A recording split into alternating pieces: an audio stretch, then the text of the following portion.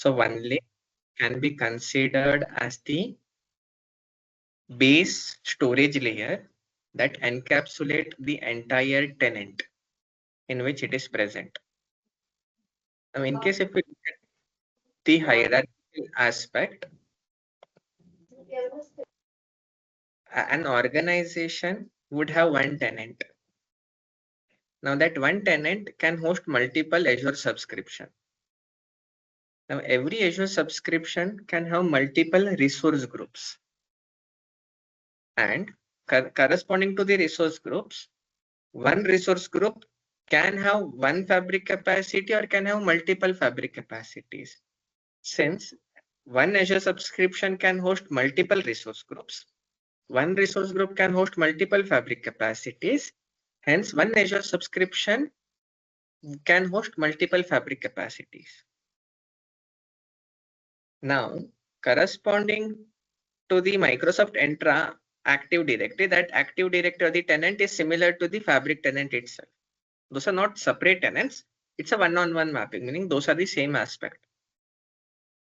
Now, corresponding to one tenant, there can be multiple Fabric workspaces. Now, one can associate one capacity with only one workspace, or can associate one capacity with multiple workspaces. And corresponding to a Fabric tenant, there can be only one lake. So there can be only one lake per tenant. Now, let's consider this concept of one lake. So if you all remember, while setting up a workspace, one can provide a domain.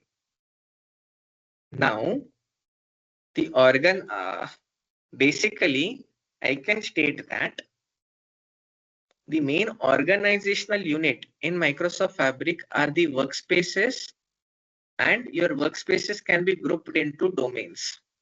One workspace can be associated with only one domain, and one domain can encapsulate multiple different workspaces. So imagine that I have 3 domains, and every domain can have multiple workspaces associated to it. So now every workspace might have certain data storage associated with that. So the cumulative of all these data storage across a tenant is your one lake. So one lake at the back end is hosted on something called as Azure Data Lake Storage Gen 2. Since it's hosted on something called Azure Data Lake Storage Gen 2, whatever APIs are associated with Azure Data Lake Storage Gen 2 for automation purpose can be even leveraged for one lake aspect. Since at the backend, it's on the storage Azure Data Lake Storage Gen 2 only. Hence, this indicates that one can leverage the Gen 2 APIs in order for some application aspects. And OneLake is not just a storage layer for physical data, but via the concept of shortcuts, we can leverage data virtualization, wherein we can access external data sources, data within the OneLake without having the need of physically moving the data from that external source into the OneLake. Hence, these dotted lines. Dotted line indicates that we are referencing this data, not physically moving the data. And shortcut supports multiple sources, external sources. It supports external sources as well as internal sources. Meaning I can reference the data present in one workspace in another workspace via the concept of shortcuts. And you can access external data in the form of, in case of AWS S3 bucket, Google Cloud Storage, Azure Data Lake, which is PaaS aspect, Dataverse, and some more shortcuts are getting added eventually. So this is your one lake. Now, in any new data aspect, the major aspect is, in the big data world, the aspect is split of your storage layer and your compute layer, so that one can scale independent of the other and there is no dependency among them. So in that case, now let's understand the cost implications in Microsoft Fabric.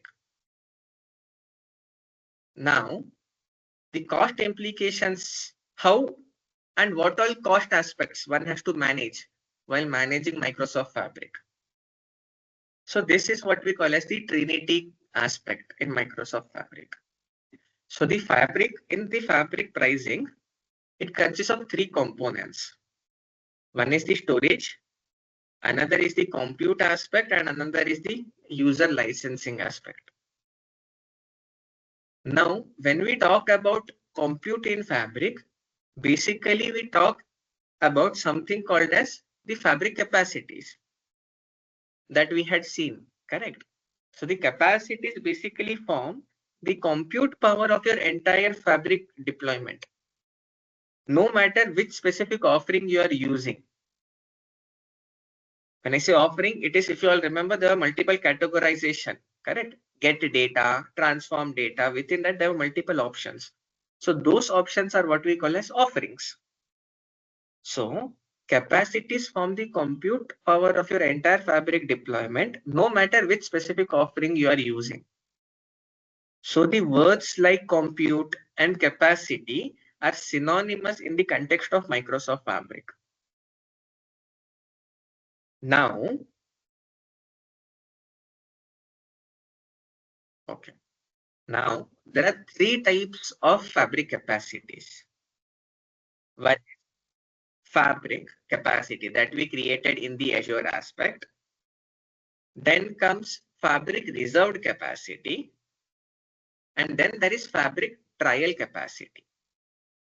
Now, the regular capacity will be built on pay-as-you-go basis, meaning the regular capacity is the one that we created in the Azure portal, correct? Wherein we have the option to resume and pause the Fabric capacity. So the regular Fabric capacity will be built on pay-as-you-go basis. So you only pay for the compute time your capacities are running. Whereas in case of a reserved capacity, basically you buy a reserved capacity for 1 year, correct? What I know with the recent change, earlier the reserved capacity was from 1 to 3 years. You can have from 1 to 3 years. Now, recently what I've heard is it has reduced to only 1 year. You can maximum buy reservation till 1 year, not beyond that. I need to validate, but that's the news that I've heard in my discussions. So in case of reserved capacity, you are explicitly buying certain capacity from Microsoft. Now, since you are reserving it, Microsoft provides you certain set of discount. So unlike regular capacity, wherein you would be built on pay-as-you-go basis and you can resume and pause, with a reserved capacity, you enter a commitment for a certain amount of time in exchange for a discount. But a note, since you are reserving that capacity, irrespective of whether the capacity is in resume state or pause state, you would have to pay the entire amount of data that you have agreed upon. So both the Fabric and the Fabric reserved capacities will use your Azure billing. When I say Azure billing, in Azure subscription, there is a billing section, correct? So both your Fabric and Fabric reserved capacities will use Azure billings.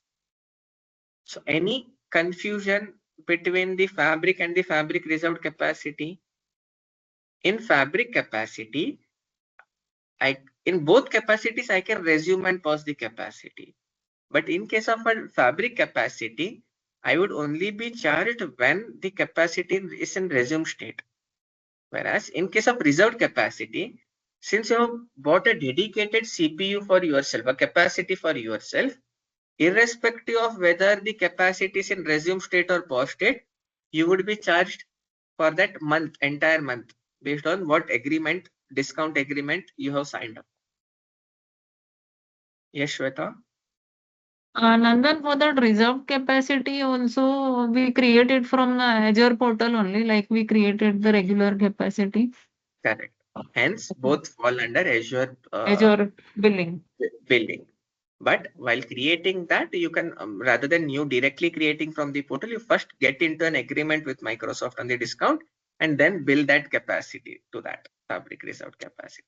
Okay, so you get an option there only while creating. No, you have to first discuss that with Microsoft. They'll work on setting up that reserved capacity in Okay, Azure okay. under that subscription. And then so it's a fixed cost, right? Anyway. It's a fixed cost because you're in case of normal Fabric capacity, Microsoft is providing you the capacity when you're trying to resume at runtime based on whatever available space it is. Correct. But when you are buying a reserved capacity, it has provided some chunk of that stack to you already. So irrespective of whether you pause it or resume it, it's under your name. Correct. So you would be billed for the entire month. So it doesn't make sense to pause it. Clear? Yes. Now, the third type of capacity is the trial capacity. Now, the trial capacity gives you access to almost all the Fabric features. So it gives you access to almost the full feature set of Fabric at no cost for a span of 60 days, but with an equivalent of an F64 capacity. If you'll remember, when you create a Fabric capacity, it starts from F2 to F1028. So the Fabric trial capacity is equivalent to a Fabric F64 capacity. But the most important feature currently missing from the Fabric trials are the Copilot experience. And now, as I stated earlier, whenever you had a tenant, you could enable the Fabric free trial capacity license. But now, due to the gross misuse, until and unless your tenant is at least 90 days old, irrespective of whether you are a sandbox environment or you have bought a dedicated capacity for yourself, Microsoft won't enable the Fabric trial capacity. So for you, in order to leverage Fabric trial capacity, your tenant must be at least 90 days old. Post that, there's some other internal policies that Microsoft has that they will work upon, post which you may or may not get a Fabric trial capacity. Now, while any capacity can be paused, as I said, this usually only makes sense when you use pay-as-you-go workload. As with paused capacity, you will only pay for it while it is in resume state or running. Whereas a reserved capacity will be built 24/7 anyway. Hence, the process of pausing is for the capacity, however, not the workload. So unless you pause your capacity, you'll still be built even with no workload happening. Meaning, even if your capacity, the Fabric capacity, not the reserved capacity, is in resume state and there are no workload running on it. Workload meaning there are no jobs running on it. Still you would be billed because Microsoft is facing a separate capacity during that time, resume state. So you would be charged even if there is no workload happening in case if it is in resume state. So this is with respect to the compute aspect. Any queries up till now?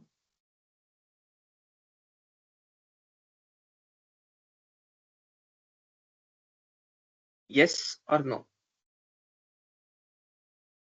I'll consider it as a no. Now, within compute, now let's understand what does the SKU aspect signify. Now, let's understand this flowchart here. So basically, Within a day, there is 24 hours. So 24 hours into 60 to convert it into seconds. So within a day, you have 86,400 seconds per day. Correct.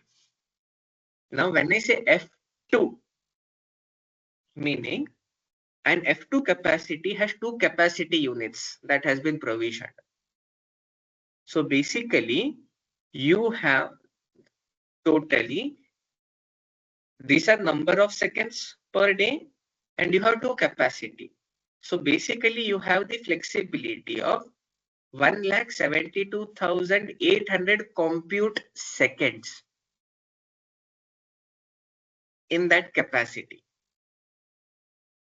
So for an F2 capacity, there would be 1,72,800 compute seconds available to you, while an F8 would have 8 times this, which should be around 6,91,000 seconds available to you in the day. So it is based on this compute seconds that your capacity is getting consumed with respect to Copilot or any workload that you all are running. Any queries in understanding the capacity unit or the compute second aspect? And then how is this compute seconds, I mean, used? Like for billing purpose, is it, or from a performance perspective? What does this signify? Now, a couple of minutes earlier, we discussed the billing aspect, correct? In case of Fabric capacity, if the capacity is in resume state, irrespective of whether any workload is getting executed or not, it would be billed. So do you think the capacity, the compute seconds would any way be related to the billing? No. No, correct, because as long as it is in resume state, it would have a fixed billing. And your compute is basically needed for, compute seconds is basically needed for your execution. And irrespective of whether any job is getting executed or not, as long as the capacity is in resume state, you would be billed. Correct. So the compute seconds is majorly with respect to the performance aspect during a workload aspect. Imagine that you are having multiple workload, correct? Every workload would need a compute, correct? So depending on these many compute seconds, imagine that a workload needs around, let's say 86,400 compute, correct? So at that time, it's per total seconds, correct? So at that time, parallelly, I can run two different jobs which are consuming this many compute aspects. Understood? Got Consider it. in that compute seconds. It's so one can consider it as identifying the performance of your workload. Now, unfortunately, I'll say there is no general rule or guidance on how much can be achieved within a compute second. Meaning, so how much performant can be one compute second? There is no general guidance because it depends on the workload and the corresponding offering. Meaning, there is no general aspect because within a compute second, what can be achieved within a compute second as it is very workload specific. So usually, as the best practice when it comes to rescaling, upscaling your environment, it is a best way to start with a guess that let's start with this capacity and then work your way up or down from there. Meaning, usually any organization in the production and environment would start with an F64 capacity. Now, why F64 capacity? Because F64 is the minimum capacity in which all the features and functionalities are available within Microsoft Fabric. Now, there are certain features and functionalities that are not available in the lower capacity units like F2, F4. So F64 is the minimum capacity in which Microsoft provides all the features and functionalities. till 2 weeks prior, Microsoft didn't even provide Copilot experience in lower capacities. It was only available in F64 capacities. It was during the recent March 1 FabCon experience that Microsoft announced availability of Copilot in all capacities. So usually the best way is you start with the lowest capacity or a guess capacity. Like let's say I'll start with an F8 capacity, test out my workload, and depending upon whether my workload is getting choked up or it is running smoothly, not even using 50% of the F8 capacity, then I'll either scale up or scale down. So there is no proper one-on-one mapping that in case if you have these offerings, corresponding to these offerings, you need to use this much capacity only. No, it's a trial and error based methodology. So any queries up till now on what aspect is in the compute with respect to cost and how to proceed with identifying the right compute?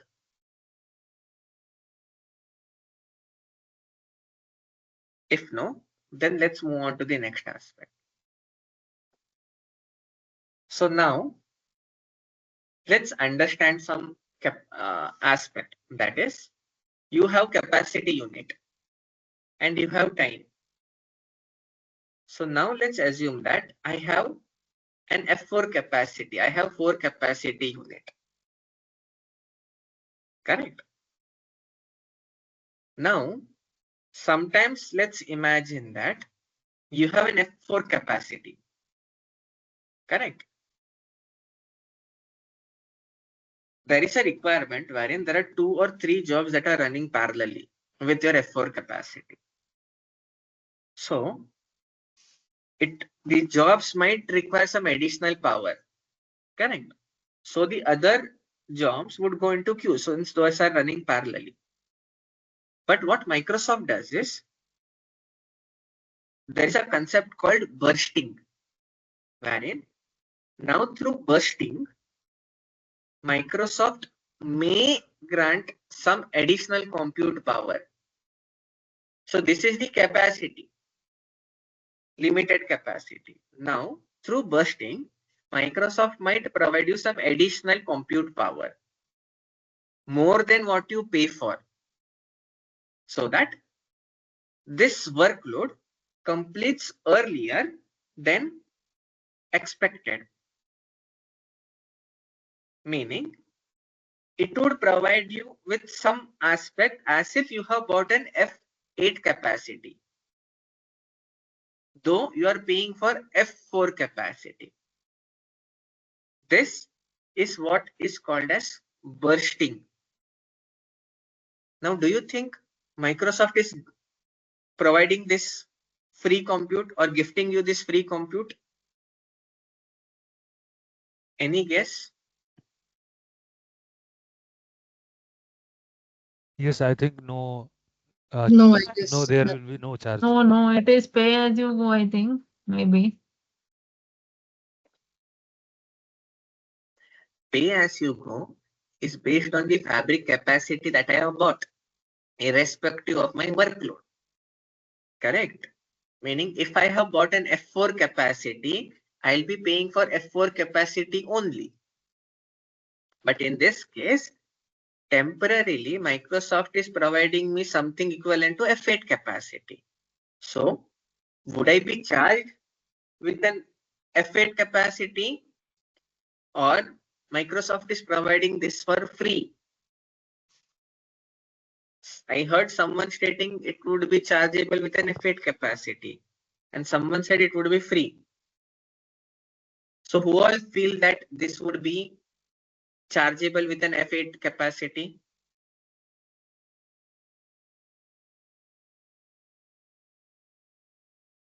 Okay. So do you all mean to say that? And as I said, Microsoft may grant, correct?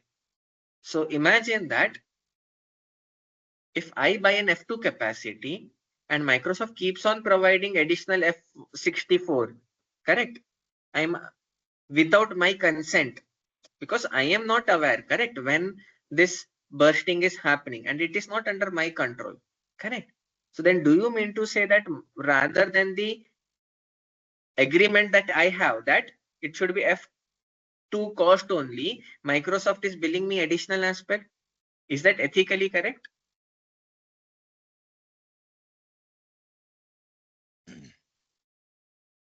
No, correct?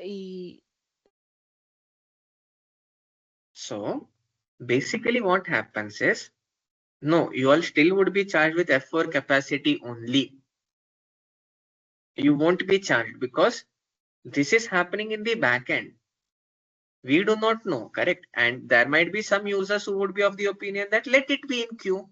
Let the jobs be in queue. I do not care, correct? But I cannot pay other than that much F2 capacity. I do not have that capacity, buying capacity or managing cost beyond F2. Hence I bought F2, correct? But if Microsoft at the back end is bursting it, it's not my problem, correct? That I have to pay extra. But it does not even mean that Microsoft is providing this for free. Think of it as more of a credit line or a credit card aspect. Any extra compute that is being consumed through bursting will need to be recovered by Microsoft through its counterpart, that is smoothing within the next 24 hours. Meaning, overall, you are paying as long as the capacity is in resume state. Let's say I have an F4 capacity in resume state, correct? So for every second, I'll have 444 capacity aspect, correct? Now imagine in this second, I had 4 capacities. In this second, it bursted and made it 8 capacity. In this second, I have 4 capacity. Now what would happen is, during this aspect, since this is the overall layer, correct? In case if there are no jobs getting executed, Microsoft will try to smoothen, wherein these 3 additional capacity that was being consumed would be smoothed across, considering that during the non-execution time, it would try to map that capacity to this usage here. This is what we call as smoothing. Meaning, any extra compute that you consume through bursting will need to be smoothed, recovered through smoothing within the next 24 hours. The 24 hours is a critical aspect. Meaning, if you do not use the full compute units all the time in the 24-hour duration, the smoothing will simply be recovered through the spare capacity that you are not using during that time. Any queries up till now on the concept of smoothing? And I hope based on this you understood why you are not built F8 capacity, you are only built F4 capacity. Because you have bought a capacity at F4, you are supposed to pay F4. Now Microsoft is trying to give you that boost, but it is not giving it for free. It would eventually try to smoothen it out while there are no jobs or the jobs are not getting executed in the complete utilization. So this is the concept of smoothing. It is trying to smoothen it out. Any queries up till now? So a couple of queries, Nandan. When we are saying that capacity units here, it is seconds exactly, right? That's what No, we it are is saying. capacity unit, meaning, let's go to the previous aspect. Correct? F2, meaning there are 2 capacity units. Consider 2 different CPUs. Correct? Now every CPU, and there are total 86,400 seconds per day. So basically you have this much compute seconds available. So here, consider this is a time, correct? Consider this as seconds. So every second, F4 capacity is providing me with 4 capacities, correct? Okay. So Okay, got it. it's Okay. like At that time, at this second, Microsoft provided you with an 8 capacity. But eventually, these additional capacities would be recovered whenever your 4 capacities are not being completely consumed second by second. Understood? That is Yeah. what we call as smoothing. So the second question is that you said in 24 hours they will try to recover. In Or is 24 it- hours, it would try to smoothen it out. You're correct. Okay. Okay. And in, say for instance, if consistently I am like F4 post that after the burst, if I'll come to consistently. that. Okay. I'll come to that. That's another concept called throttle. I'll come to that. Okay. Any queries with respect to burst and smooth? Nandan, by default, how many capacity will reduce if this fabric capacity is in resume state? Sorry, by default? How many units will consume in case fabric capacity is in resume state? Again, you all are confused with respect to the concept of capacity and resume. Let me take one step back for you all. Be very clear in understanding this concept. You all are mixing two different things. Consider that when a capacity is in resume state, it means you have opened your laptop. Correct? Meaning your laptop is now on. You are not doing anything on your laptop. It's just on. Correct? Now, if your laptop is on, meaning you are paying for that laptop, electricity something. Correct? To keep the laptop on, you have to continuously have the electricity on. Agree? Hence, when the fabric capacity is in resume state, you pay irrespective of if you're doing anything or not. But if the laptop is on, when you open the task manager, you would see hardly any CPU consumption, correct? Because it's an ideal state. But then you're paying because you have bought that. That laptop could have been used by someone else as well, correct? But you took it upon yourself, you resumed it. It means you are using that laptop. Everyone would assume that you would be using that laptop for that dedicated duration, which someone else could have used. Hence, you have to pay irrespective of whether you are working on it or not. That is what it means by capacity being in resume state. But if there are no jobs running, similar to if you are not doing anything on the laptop, would the laptop CPU or the task manager be anything other than 0 to 10? No, correct? It's only when you open, let's say, Teams app, Power BI on your laptop, that your CPU starts getting utilized within the laptop, correct? It's similar to some jobs getting executed in the Fabric workspace. Now, is it clear between capacity consumption and capacity reservation? Or is there still any confusion on that aspect? So any default units that is like reduce from our capacity size? It's what you buy, correct? If you are buying F2 capacity, you would be charged for F2 aspect. F4 aspect. It's what capacity you bought, you have to pay. It's in resume state, whether even 0 capacity is being consumed or not. Since you have bought it a dedicated space by resuming it. Okay, okay, Nandan. Clear? Yeah. So I'll reiterate again. The process of pausing is for the capacity. However, not the workload. So unless you pause your capacity, you will still be billed even with no workload happening. Am I clear on that aspect? Any other Can you queries? repeat, Nandan? The last line, can you repeat? The process of pausing is for the capacity and not the workload. So unless you pause your capacity, you will still be billed even with no workload happening because you are buying a space in the stack, like you are keeping that laptop for yourself, irrespective of whether you are working that or not. So I cannot give that laptop to someone else since you have taken it. Whether you are working it or not, I'll charge you for that much time when the laptop is with you. Similarly, you would be charged for the duration when the fabric capacity is in resume state, irrespective of whether you are using it for some purpose or not. Clear? Any queries up till now on the concept of burst and smooth?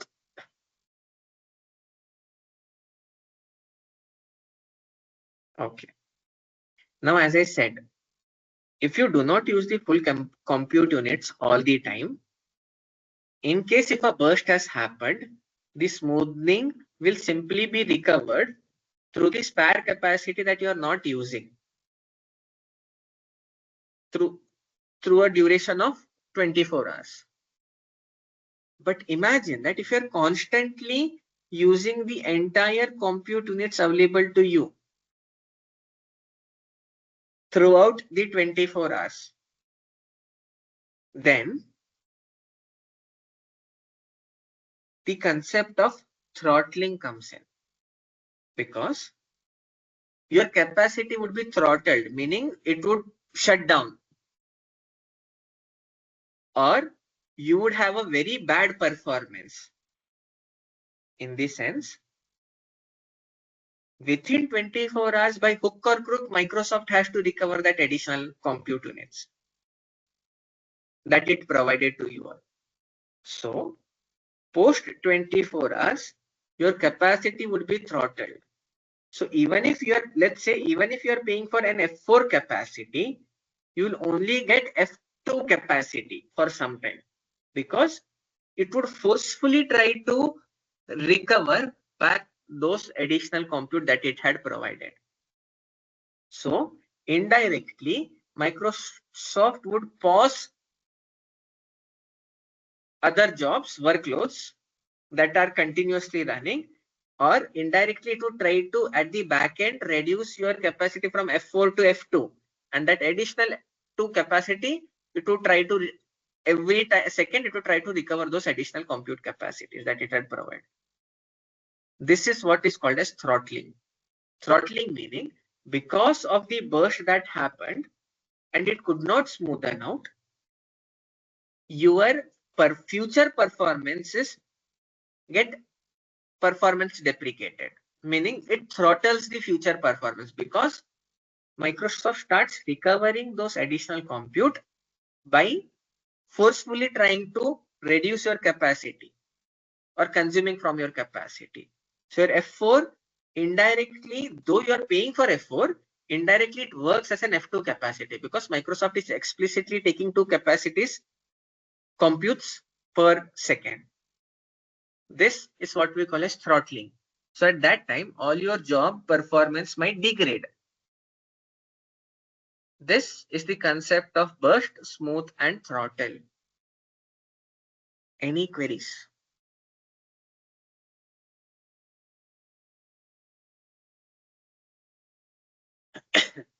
Okay. So then we identified the concept of fabric cost based on the compute. Now, the next aspect to that is the storage cost. Now, if you all remember, I had said, correct, in Microsoft Fabric, your compute layer and your storage layer are separate.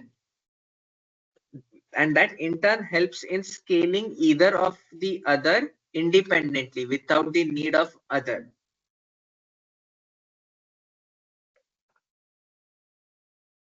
So we saw the cost that are associated, or how the cost is associated with the fabric capacity or the compute layer.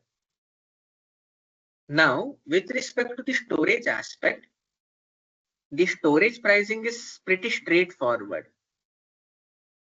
So you simply pay for the storage that you are using in one lake, and you pay that per gigabyte. There's a cost, I don't remember the exact cost, but it is per gigabyte that you pay for the storage that you are using in one lake.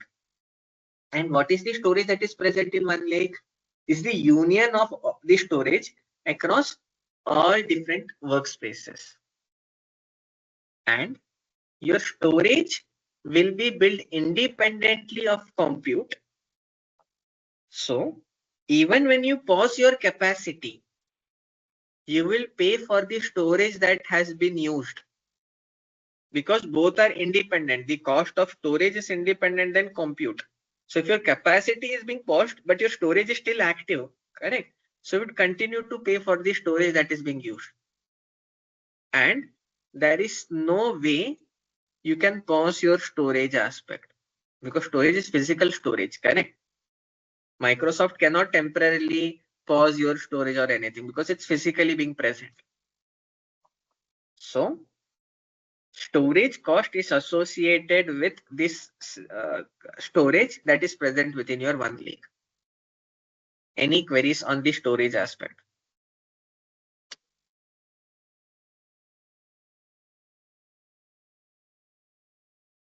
Any queries up till now? When you say storage is charged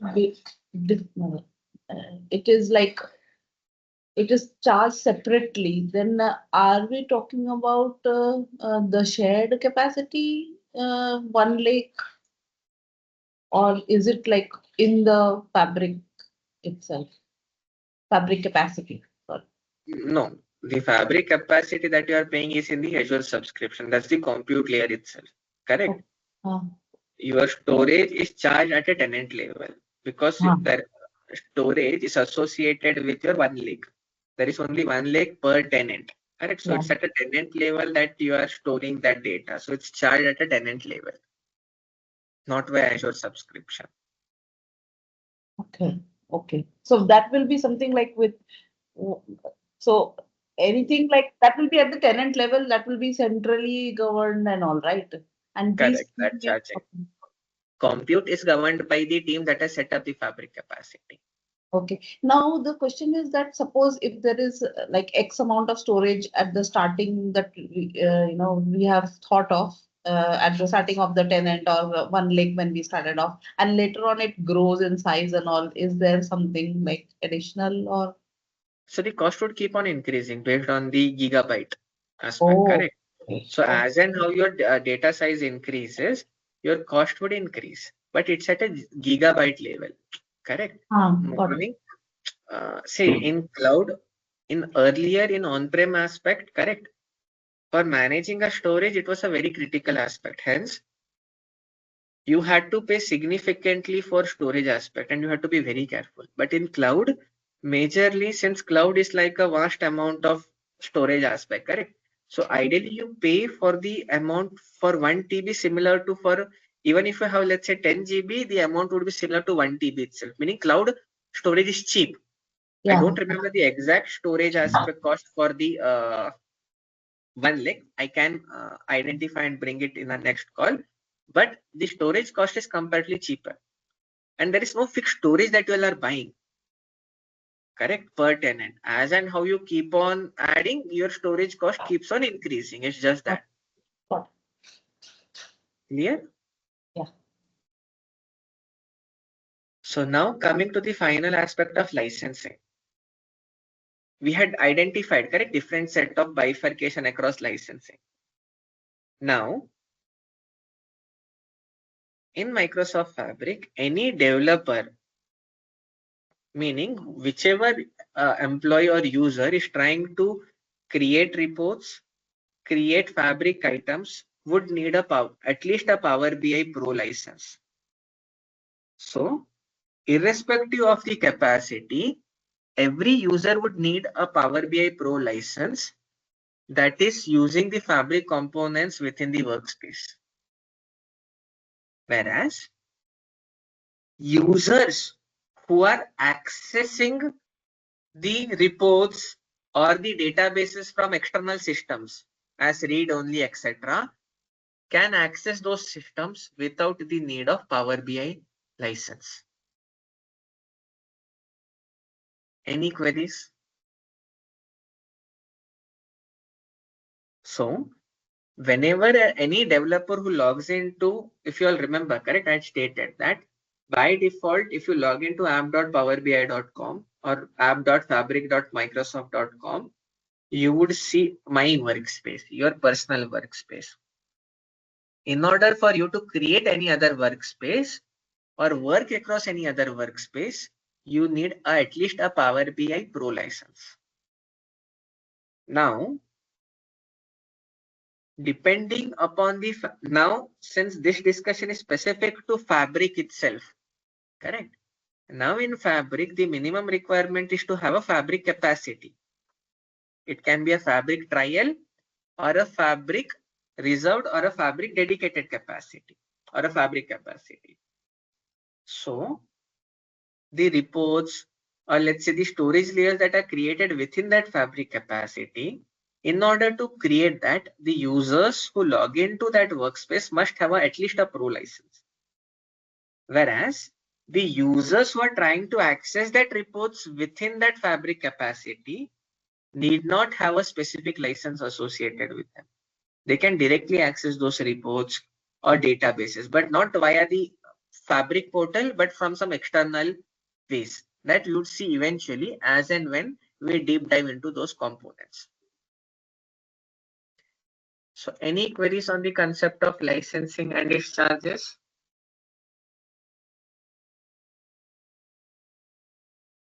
If they have to use via the Power BI or Fabric portal, then these remote users also will have to have some license, right? The Correct. license chart you showed. Yeah. Correct. So any queries up till now?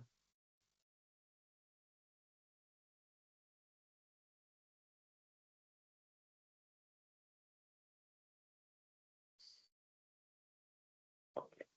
So we would be focusing on the Fabric capacity or the Fabric trial. So who can create workspaces? You need at least a license. But users can access the report, meaning support free users as viewers. So as long as the viewers, as long as the users do not have any license, but it is part of Fabric capacity, he or she can view the details within that.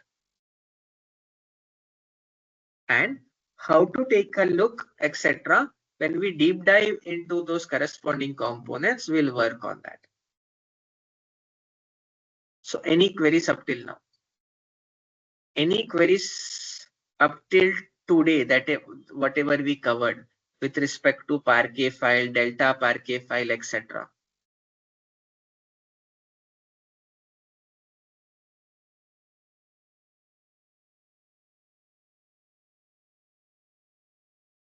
If no queries, then let's move on to some other aspect of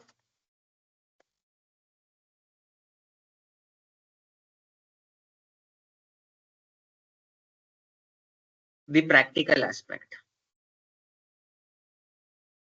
So now let's move on to the components step by step. First, let me create a workspace. If you all see, I only have a trial for 6 days left.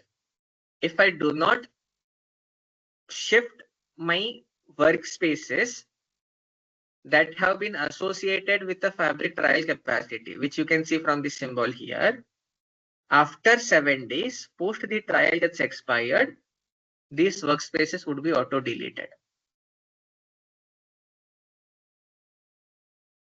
So now let's go into the first aspect, the Lakehouse. So Lakehouse is the data lake equivalent in Microsoft Fabric ecosystem. So let me go and create a Lakehouse.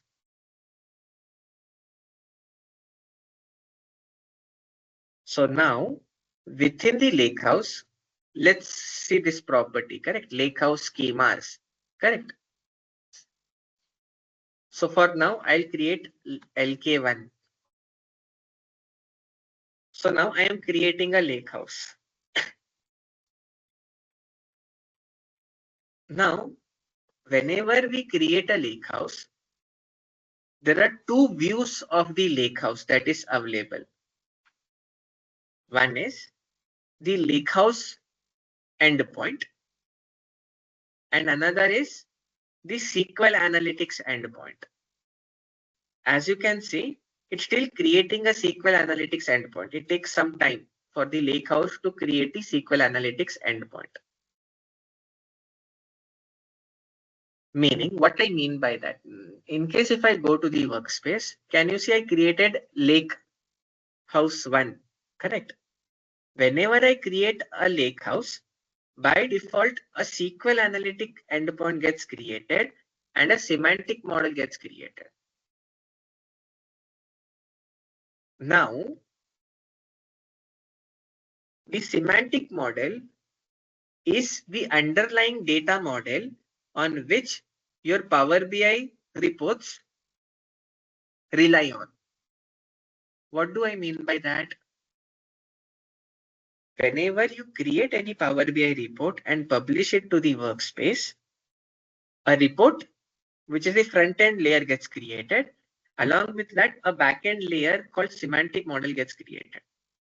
That semantic model is the underlying data base, OLAP database of your front-end system, that is your report. You can build multiple reports on top of this underlying base database, or what we call as the semantic model. Now, the semantic model were earlier called as data sets, but Microsoft renamed dataset to semantic model to understand the significance that it's the semantic model, one-stop shop for your entire data modeling and designing. So your semantic model is the base on which Power BI reports can be built. So whenever you create any lakehouse, by default, a semantic model is created. And semantic model is needed for report creation. Who builds the reports, Power BI reports? It's the data analytical team. Hence, whatever data is available in the lakehouse becomes available in the semantic model, which can be leveraged by the data analytical team for their report building purpose automatically. No need for them to explicitly create a new semantic model and create and input the sources, import the sources. Microsoft automatically takes care of creating a default semantic model. The reporting users just have to connect to the semantic model and build their front-end report on top of that. This is the semantic model. And we'll see that it is not only specific for the lakehouse, for any storage aspect that Microsoft creates in Microsoft Fabric, it creates a default semantic model. Whatever is getting created in the lakehouse layer gets automatically synced into the semantic model layer. This is for the reporting analytical team. Now, there would be data engineer and data analytical team who are familiar with SQL as their base language. And imagine that if they want to analyze that data that is present in the lakehouse via SQL, for that Microsoft provides a SQL Analytics endpoint for the lakehouse. So whenever you create a lakehouse, there are three views that gets created. One is the semantic model view, one the SQL Analytics endpoint view, and then there is a lakehouse front end view. So now let me duplicate this tab.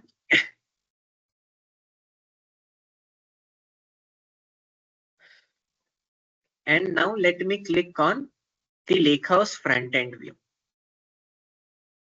Now here you can see there is a drop down. This signifies that we are in the lakehouse view as of now. And if you select this drop down, you can convert it to the SQL Analytics endpoint view.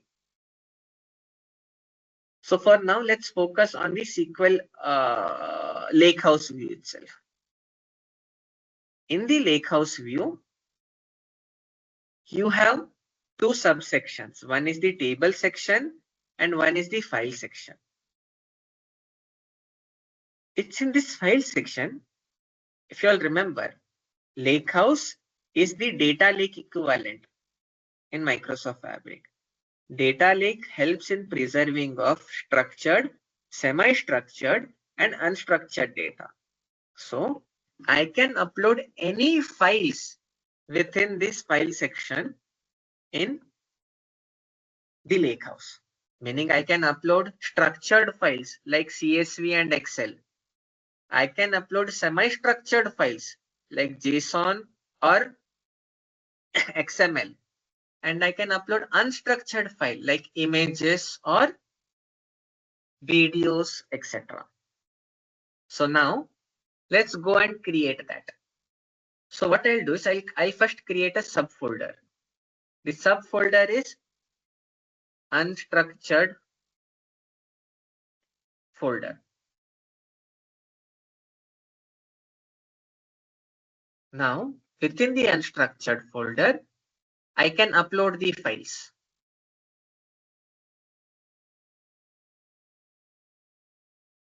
Now I'll upload a file called data sharks, which is an image .png image file type, correct? Now I'll upload it.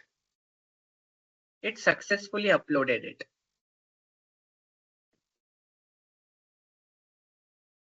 Now, if you see, I'm able to see the file. Now, let me create a folder called structured file.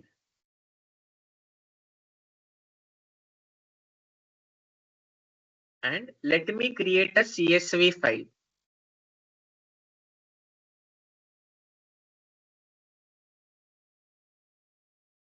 Correct? So, I'll create a CSV file, C1 cap pipe C2, wherein cap pipe is my delimiter. Let's consider that. Correct? C3. So this is my column. Now let me add some rows to this.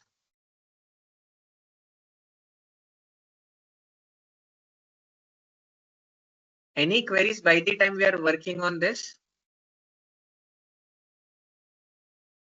And then I had a query on that semantic model, default semantic model that gets created. So the schema inside that semantic model, it follows what, like but I mean, does it have that relationships and everything, or how does it work? I'll show that. Or it is Once only we table. actually start creating the files, correct, and loading the data, then you'll understand. Hold Okay, on to okay. that for now. For now, it will be a blank, right? Currently, Correct. until Correct. Since there's no data. okay. So now I am creating a structured file. Correct. Now under structured folder, let me upload the files.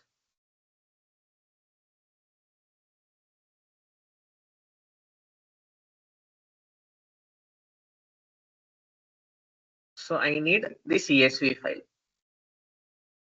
So I'll upload this CSV file. Now you all can see that under the structured folder, I'll be having the corresponding CSV file. In case if I click that, I'll be able to see the preview. It contains 3 rows. Can I edit this file? No. It's in read-only mode. Now, what I can do is, I can load this file as a table within the Lakehouse. Meaning, first of all, let's go and see the properties. It states that this file was last modified on 9/1 because it's at that time that I had uploaded this file. So the last modified date becomes the time at when the file was uploaded. Now, imagine that I want to, since this is a structured file, correct? I can load this as a structured table. So I load this as a table. Now, since there are no tables within the Lakehouse as of now, it is showing me to load it as a new table itself, and the existing table is deprecated because there are no tables as of now. So now let me provide a table name structured_1. Now, since that CSV file is having a column, I'll enable this property that there are headers. The first row is header. Now, I can have, since unlike a CSV, that is comma separated file, I had my own delimiter, correct? So I need to provide the delimiter. It was cap pipe. And then I'll click on load. So whatever file was present, whatever data was present in this file would get loaded as a table called structured_1 within the lakehouse.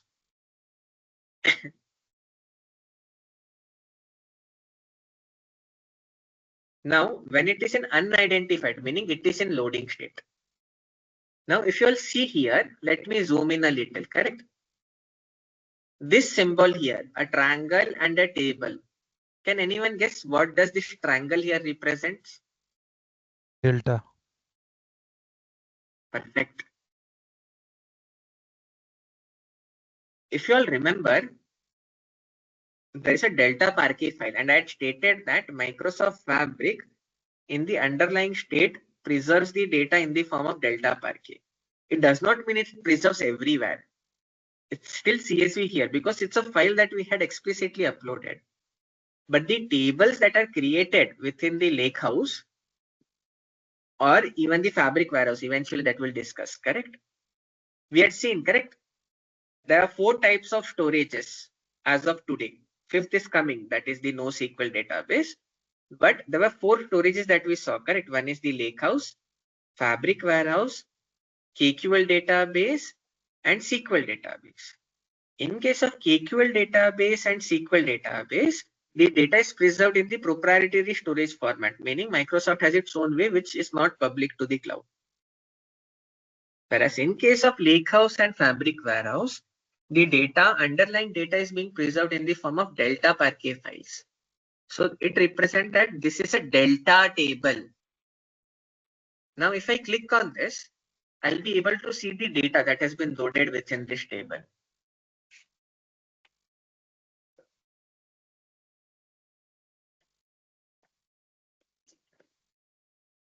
Now it takes time. Then I have a question. So you said like SQL database, okay? So can we not convert write as a delta table for SQL table? And KQL. You have to explicitly copy it. There's a SQL Analytics endpoint that gets created. We'll discuss that later. Okay. Hold on to that question for now. But the underlying data is still being preserved in the form of Azure SQL database proprietary format itself. Yes. Not the Delta Parquet. So if you all see, my CSV file contained 3 rows and 3 columns, and that's what I'm able to see as a table. Correct? Now, let me go to the SQL Analytics endpoint and click here.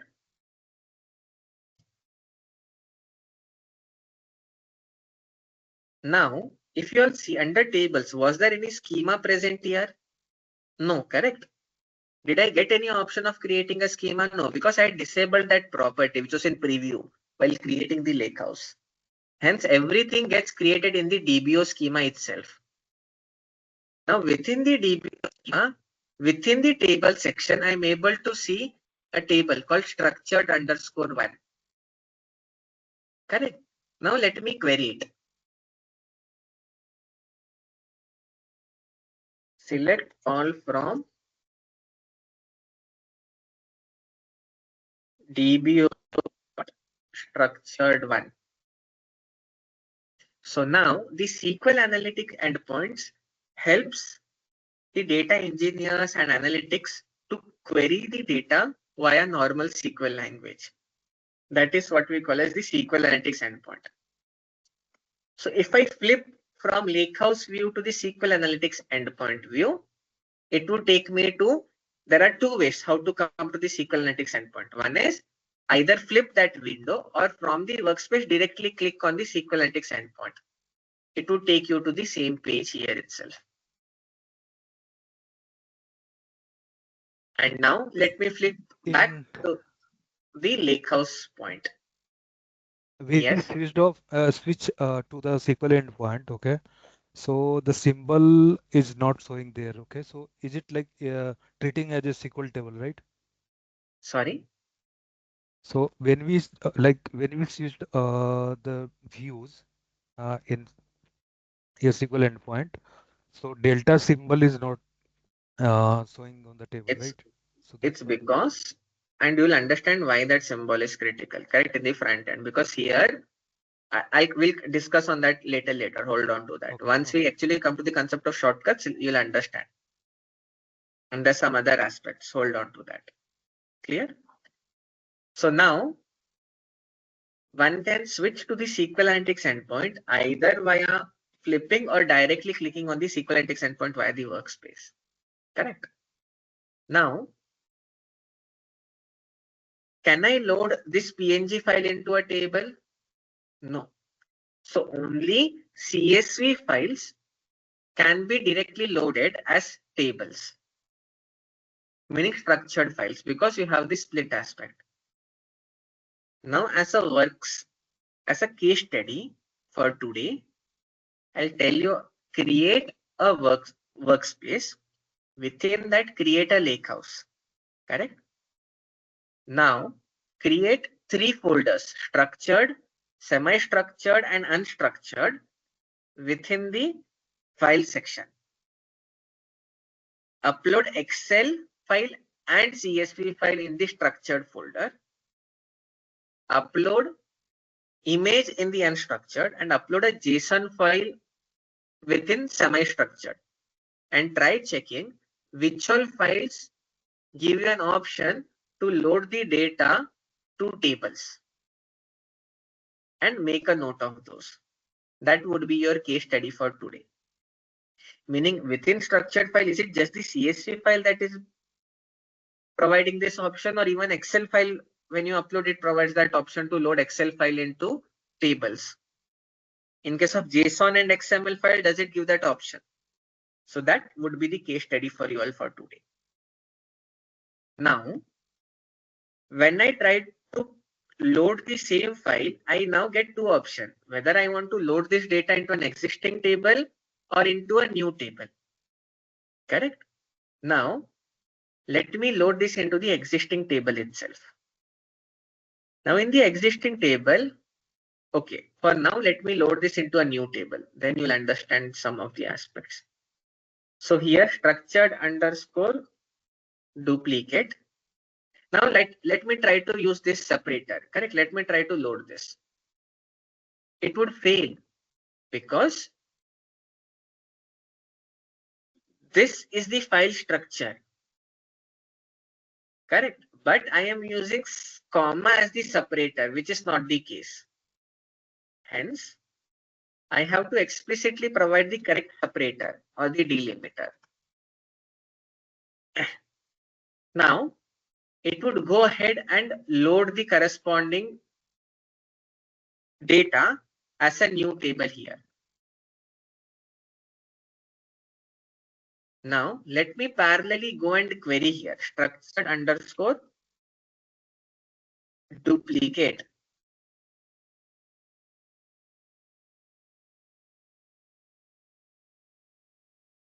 Now, when I run this, I'm able to see the data that is being present here. A new table got created. So now there are two tables. We'll even take a look at the semantic model eventually. Now, let me load this data into one of the existing table itself. Since there are two tables as of now, I can leverage one of the table. Now, there are two modes of operation that writing into the Lakehouse table supports. Either you append the data, meaning additional 3 rows would get inserted. You are appending one below the other. Or you would overwrite. Overwrite meaning all the data would be overwritten. It's like a truncate insert. Previous data would be cleared out and new data would be added within the system. That is what we mean by overwrite. So now let me append the data. And in case if I do not enable this, it means the column would also get added as a row in case of append. So for now, let me disable this property and let me add a delimiter. Now I'll click on load.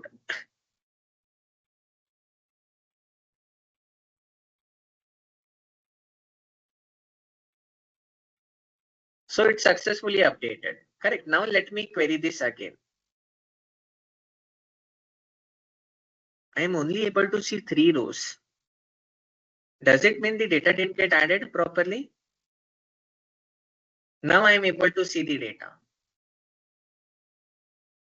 Correct. But you all saw, correct, there was a delay between the data getting added into the Lakehouse front-end view to the data being available in the SQL Analytics endpoint view. Correct. And this was the case only for 3 rows. Imagine that there would have been additional rows. Correct. So at that time,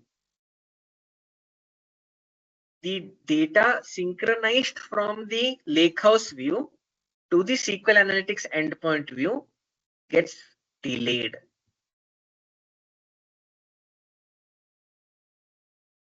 And since there was no column present, since I disabled that property, it considered them as separate columns in itself.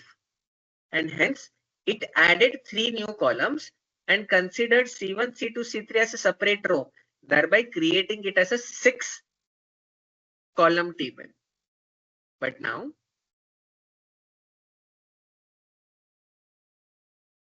in case, let me append the data to an existing table structured one, and I use the header column this time.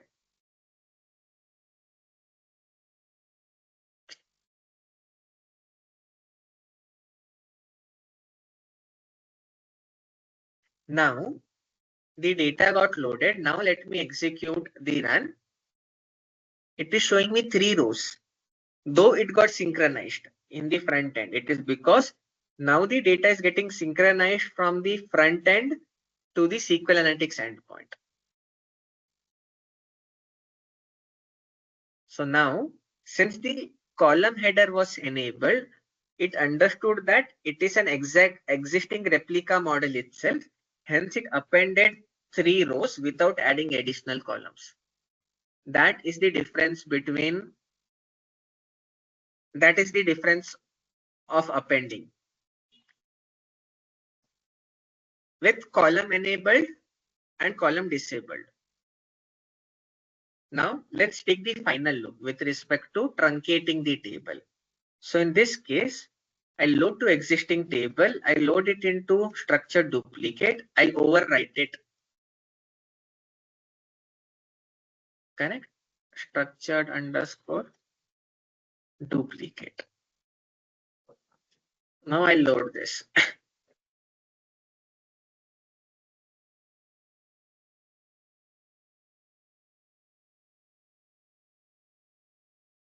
So this would clean up the entire data and overwrite it. Still, this is the old version. Correct? Because the synchronization is happening.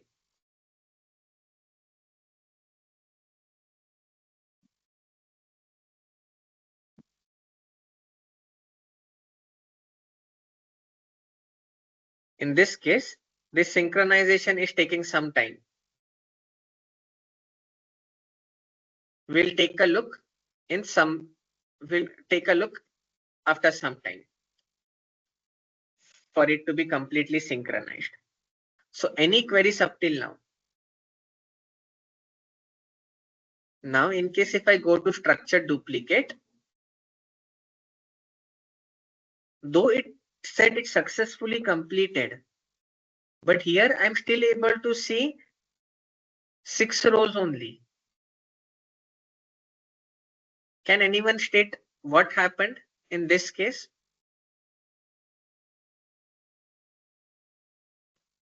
Check the sequence. Earlier, 1, 2, 3 was present up and null was present down for these 3. But due to the schema aspect, it truncated the C1, C2, C3 state and added that. Meaning, in case if I go and load table into the structured one table, wherein there is only 3 columns, rather than 6 rows, now you would see only 3 rows.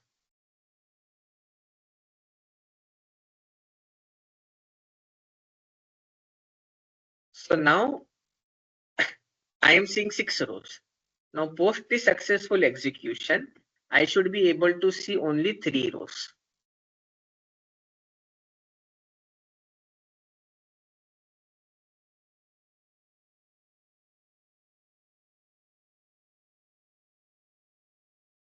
Okay, it's not overriding, unfortunately.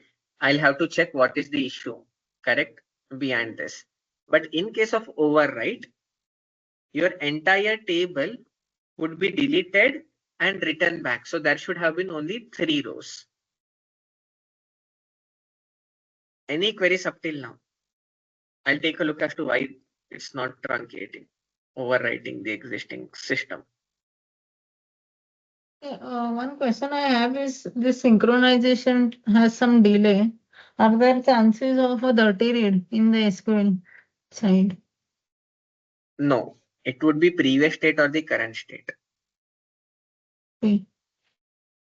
Now the another aspect is you do not know how much time delay the data would come in. Correct? This is a feedback that most of the users have provided to Microsoft, and Microsoft is working on auto synchronization. That intermittently there was an API exposed wherein post loading the data into the tables within the lakehouse, correct? Then you can trigger a REST API, which would ensure that post the successful completion of that REST API, it means that the data has been synchronized from the front-end view to the SQL Analytics endpoint. But now that API has been disabled and Microsoft is working to have instant synchronization from the front end to the SQL Analytics endpoint, though the timeline is yet not decided. So if that is the case, then how to identify whether the SQL Analytics endpoint has the correct data or not, the latest data or not, when anyone is trying to use it? That's not possible. So if it is not possible, how to overcome that challenge? Do give some thought on this and we'll discuss on that.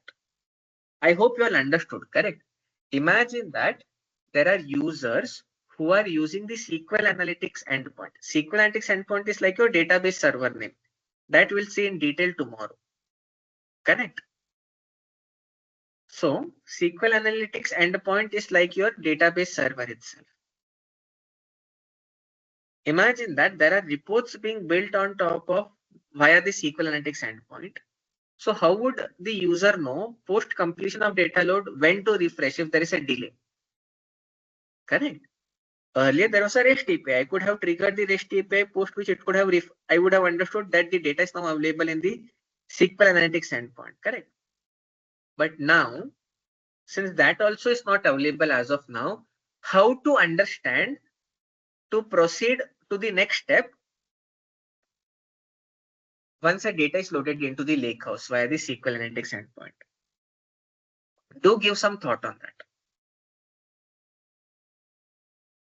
So up till now, we took a look with respect to the SQL Analytics endpoint and the front part. And there are some other options as well, correct? That we take a detailed look in subsequent sessions. Now, if I click on this table and if I click on something called as view files, I can see there are 3 Parquet files that got created. And this is delta. This is what I mean by delta Parquet.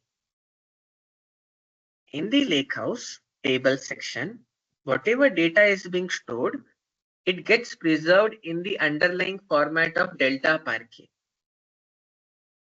wherein Parquet is your MDF file equivalent of SQL Server, the main database file. This contains your data, whereas delta file, the delta contains multiple log files that contains every transaction that has transpired. Now let's go and analyze those. Let me order it by descending. So this was the first data that got created. So here I'm able to see 3 rows. Now this is the second,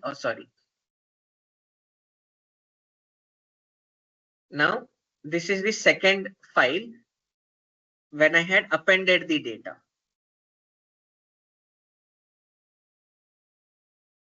And this contains the latest aspect. Now, which file is associated to what aspect and what changes had transpired? Let's go to the JSON.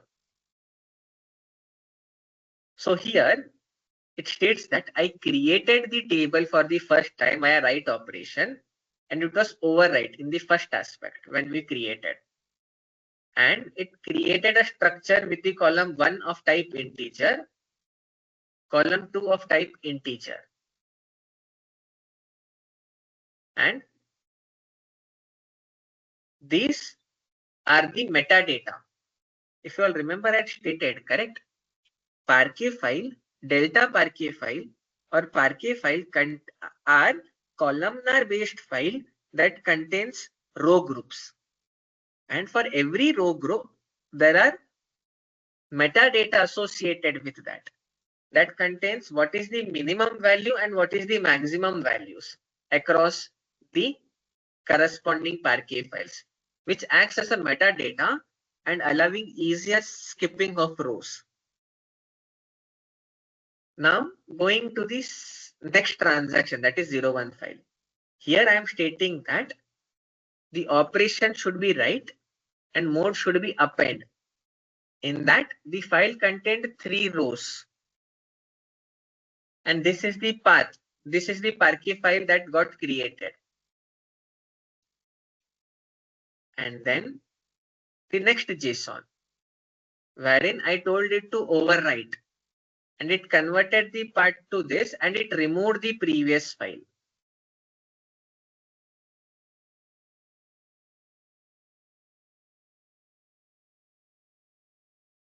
Now can you all see? It took this much time. I'm not sure how much time, right? Because I queried it somewhat late, too late. But now the number of rows got reduced from 6 to 3 in the SQL Analytics endpoint, which was showing 6, even though the operation had successfully completed.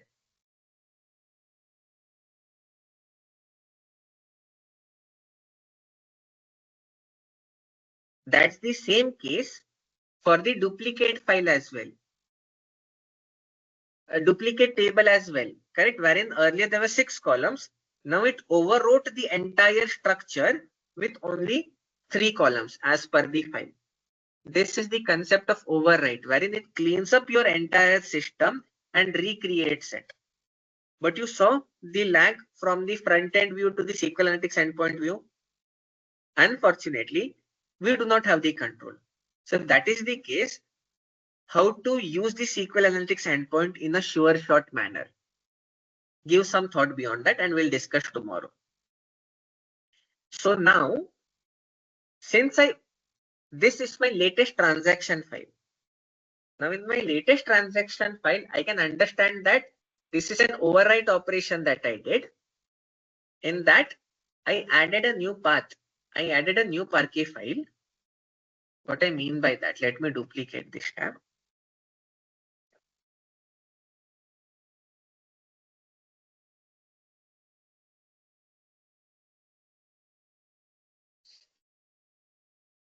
Can you see these are the different Parquet files? Now I am stating that F6DDF, this is the latest path now for my data reference. And go ahead and remove the old file, that is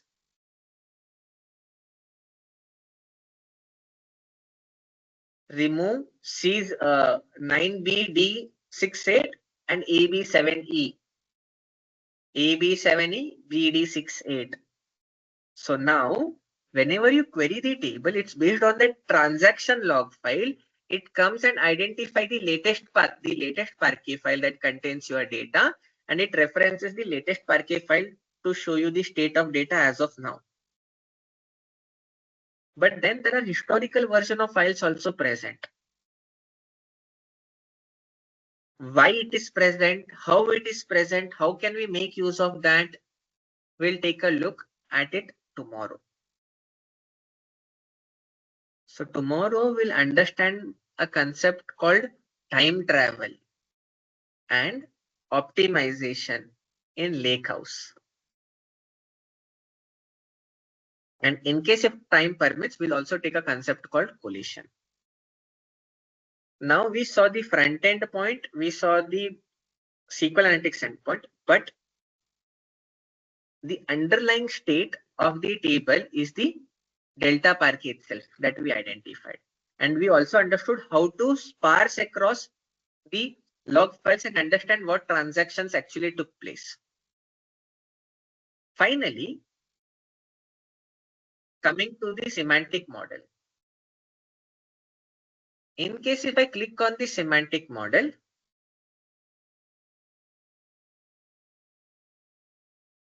since we are at a time, let's discuss semantic model tomorrow, because that itself would take us around 15 to 20 minutes. So let's cover the SQL semantic model point tomorrow. So any queries up till whatever we covered today, which covered cost categorization, the Trinity, licensing, compute, storage. We understood how the compute capacity works. It bursts, tries to smoothen, else it throttles. And then we started with the first storage concept called Lakehouse, which is the data lake equivalent in the Microsoft Fabric ecosystem. And in that, we saw the Lakehouse endpoint view and the SQL Analytics endpoint. As a case study, you'll have to create a Lakehouse, create 3 folders, upload structured CSV Excel files, unstructured or semi-structured JSON XML files, and an image in unstructured. Try to load the structured and unstructured files as a table and identify whether it is possible only for CSV or it is possible for other files as well. And think across how can one sure shot way leverage a SQL Analytics endpoint. That concludes today's session.